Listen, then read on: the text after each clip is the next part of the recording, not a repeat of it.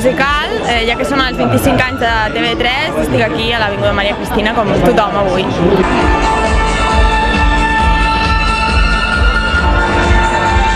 Ara m'acabo d'enterar que el Santi Arisa és el director de l'orquestra, no? Bueno, el conec, no? És un bateria català de tota la vida i tal, no?